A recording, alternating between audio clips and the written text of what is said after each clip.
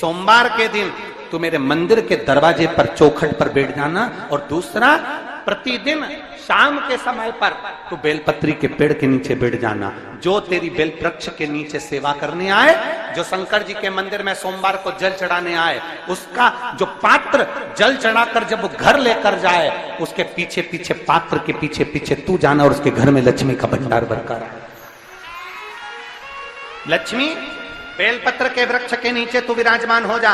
उस बेलपत्र के वृक्ष के नीचे जो बुआरी लगाए, सेवा करे, चाकरी करे, एक बेटी को जैसे बड़ा करते हैं वैसे बेलपत्री के वृक्ष को जो बड़ा करे, बेलपत्री के वृक्ष का जो पालन करे, पोषण करे, उसकी संभाल करे, उस बेलपत्री के वृक्ष को जैसे जैसे वो उन्नति करे, वैसे वैसे उसके घर में समृद्धि बढ़ते जाए। उस जिसका खुद का मकान नहीं हो, खुद का मकान नहीं हो, किराए के मकान में रहते रहते जिंदगी बीत रही हो, खुद का नहीं, और बहुत दुख का जीवन चल रहा हो, बहुत कष्ट का जीवन, बहुत अपना खुद का कोई मकान नहीं, मान लो प्लाट है पर मकान बन नहीं रहा, या कोई प्रॉपर्टी अपनी नहीं बन रही, तो हम इस व्यासपीठ से कहना चाहेंगे कि एक प्रयोग अवश्य करिएगा, एक प्रयोग अवश्य। अपने आसपास के 5-6 बेलपत्र के वृक्ष देख लीजिए, अपने आसपास के नजदीक के 5-6 बेलपत्र के बड़े बड़े वृक्ष देख लो, या छोटे वृक्ष देख लो। उन 5-6 वृक्ष को धीरे धीरे उनकी सेवा करना प्रारंभ करो, उन वृक्षों को बड़ा करना प्रारंभ करो, उन वृक्ष के नीचे सफाई करना प्रारंभ करो, उन वृक्ष को जल देना प्रारंभ करो, उन वृक्ष को आप खाद देना प्रारंभ करो, उन वृक्ष की सेवा संभाल करना प्रारंभ कर दो, उस वृक्ष के नीचे बुआरी काटना प्रारंभ कर दो, झाड़ू लगाना प्रारंभ कर दो, उस वृक्ष के नीचे सफाई करना प्रारंभ कर दो। उस बेलपत्री के 5-6-7 वृक्ष को आप गोद ले लो। गोद लेना मतलब मैं इसकी सेवा करूंगा, मैं इसमें जल दूंगा, मैं इसके खाद दूंगा, मैं इसकी सेवा करूंगा, कुछ मत करो, बस केवल इस शरीर से उस बेलपत्र के वृक्ष की सेवा करना रोज प्रारंभ कर दो। 6 महीना इंतजार करना और 6 महीना लगातार सेवा करना, 7वां महीना आपका और हमारा, और बताना कि भोलेनाथ ने प्रॉपर्टी दिलाई कि नहीं दिलाई और आगे बढ़ा है।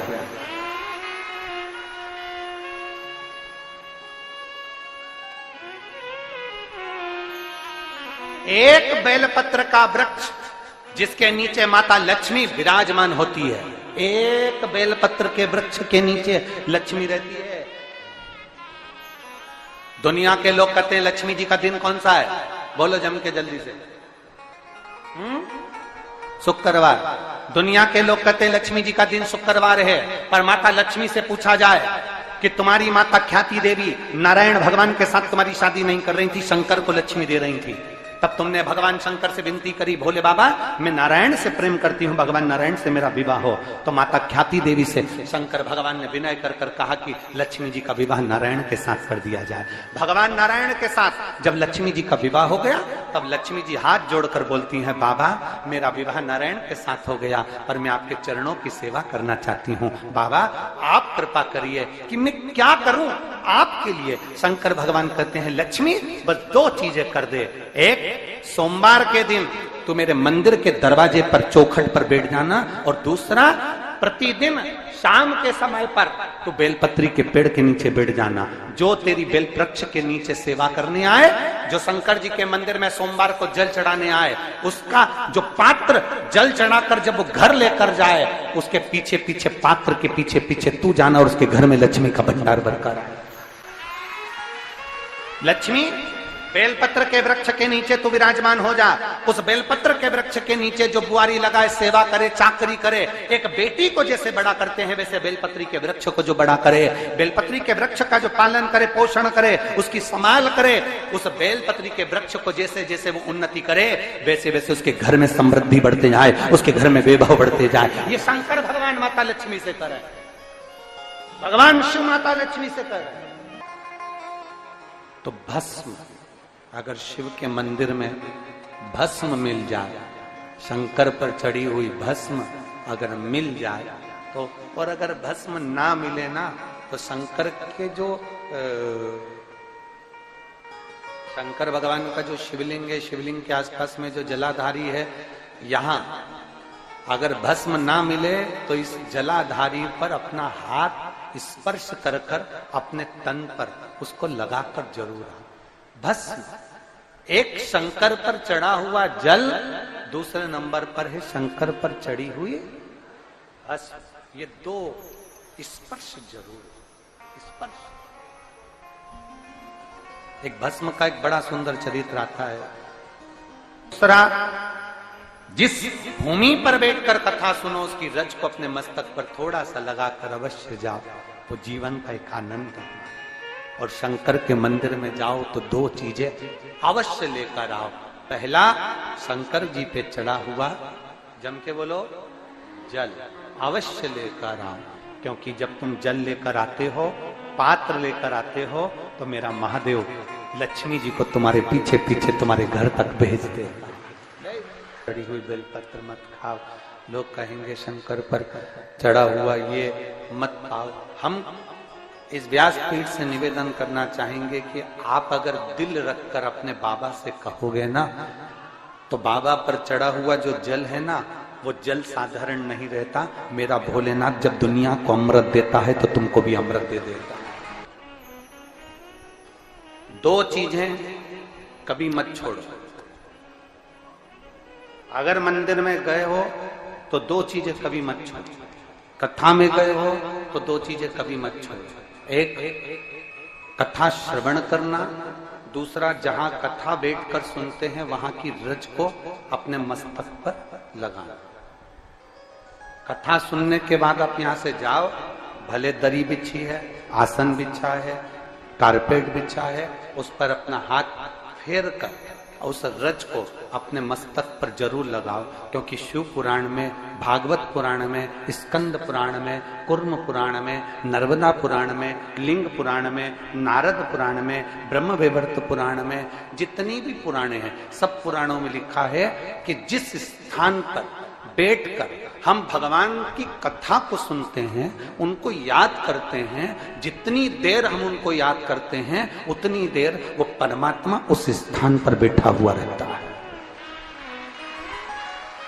हाथ रखकर बोलना, शंकर भगवान से तुम्हारा रिश्ता कौन सा? शिव जी से आपका कौन सा रिश्ता?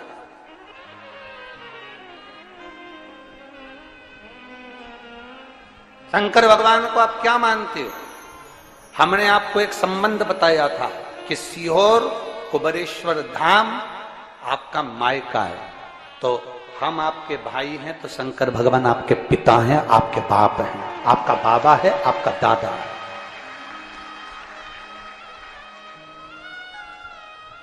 अब आपसे हम प्रश्न करें, उत्तर मेरी कुरुत की बहनें भी देंगी और मेरे जीजा उन भी देंगे और मेरी बेटियां और मेरे बेटे देंगे। आपसे प्रश्न करें, अगर बेटी को दुख होगा तो क्या वो अपने बाप से नहीं कहेगी?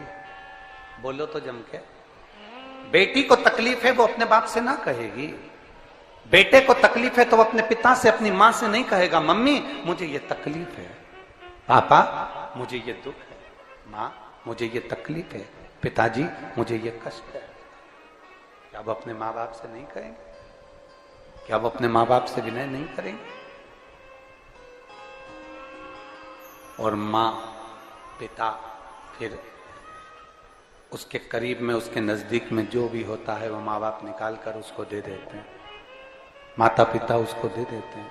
माता लोग कहते हैं कि शंकर जी पे चढ़ा हुआ जल मत पियो, लोग कह देते हैं शंकर जी पे चढ़ी हुई बेलपत्र मत खाओ। कोई इस बहन से पूछे, सुनीता सोनी से, कि शंकर पर चढ़े हुए जल से उसकी गांठ जो डबल से उसके शरीर में आ गई थी वो समाप्त हो गई, तो जरा विश्वास करिएगा कि एक बेटी अपने माँ बाप से ही तो कहेगी, और बाप के पास में जो होगा वही तो अपनी बेटी को देगा दुख को मिटाने के लिए। तो मेरे शंकर भगवान के पास तो उसका चढ़ा हुआ जल है। दूसरा, जिस भूमि पर बैठकर कथा सुनो उसकी रज को अपने मस्तक पर थोड़ा सा लगाकर अवश्य जाओ, वो जीवन का एक आनंद है। और शंकर के मंदिर में जाओ तो दो चीजें अवश्य लेकर आओ। पहला, शंकर जी पे चढ़ा हुआ जम के बोलो, जल अवश्य लेकर आओ, क्योंकि जब तुम जल लेकर आते हो, पात्र लेकर आते हो, तो मेरा महादेव लक्ष्मी जी को तुम्हारे पीछे पीछे तुम्हारे घर तक भेजते हैं। दो चीजें लेकर अवश्य आओ, और शिव पुराण में जाओ तो दो चीजें लेकर अवश्य जाओ। पहले नंबर पर शंकर की कथा और अपने अंदर विश्वास कि मेरे महादेव की मैंने कथा सुनी है, अब मैं भटकूंगी नहीं। सारी दुनिया में मैंने ठोकर खा ली, अब कहीं ठोकर नहीं खाऊंगी, अब तो दरवाजे पर महादेव के जाऊंगी, बाकी की कहीं। दूसरा, कथा में बैठी हूं बाबा के इस रज को, ये रज नहीं है, ये धूल नहीं है, ये मेरे बाबा के कैलाश 12 ज्योतिर्लिंग का चंदन है, इसको मस्तक चढ़ाऊंगी अपने हृदय से। लाते हो आप लोग? हाथ उठाओ जरा, रख लो, बहुत बढ़िया, प्रणाम आपको सभी को, नमन।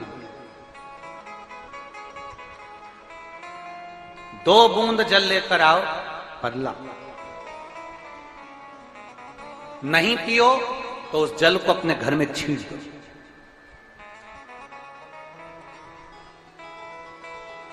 नहीं पी सकते, उस जल को छींट दो। सारे घर के लोग नहीं पी रहे, उस जल को मटके में डाल दो, हंडे में डाल दो। 2 बूंद जल हंडे में डाला, सब पी गई। आपको अलग अलग किसी को देने की जरूरत नहीं पड़ती, किसी को नहीं। हंडे में डाल दो, मटके में डाल दो, सब उस पानी को पीना रात।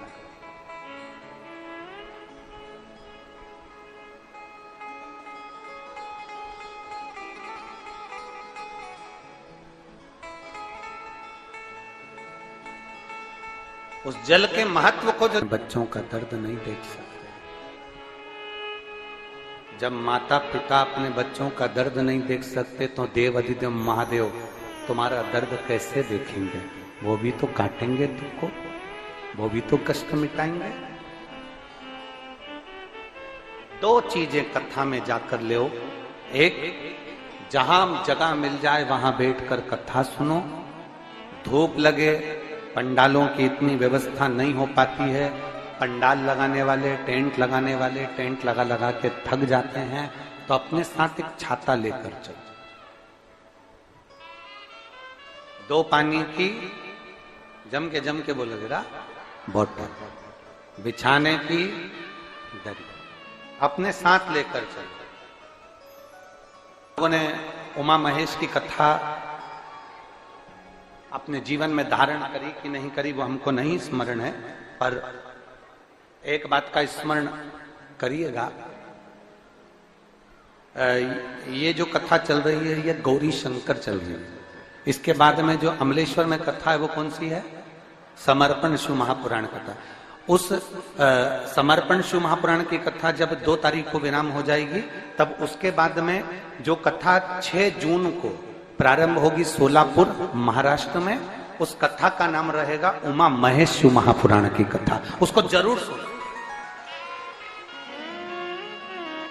सोलापुर में जो 6 जून से कथा होगी उसका नाम उमा महेश शिव महापुराण। उसको सुनना, श्रवण करना, उसको धारण करना है। उसमें इतने प्रश्न माता उमा ने भगवान महेश से करे हैं, और महेश भगवान शंकर उसका हर प्रश्न का उत्तर दे रहा है। भगवान महेश भगवान शंकर हर प्रश्न का। बाबा बोले माता उमा ने भगवान शिव जी से, महेश भगवान से, भगवान शंकर से करेंगे, बाबा भोलेनाथ जी बताओ, संसार में जन्म लेने वाले व्यक्ति के जीवन में उसके भाग्य में अगर सुख नहीं है, उसके भाग्य में खुशियां नहीं है, उसके भाग्य में कोई अच्छा है ही नहीं, तो वो जीव क्या करेगा? वो जीव क्या करे?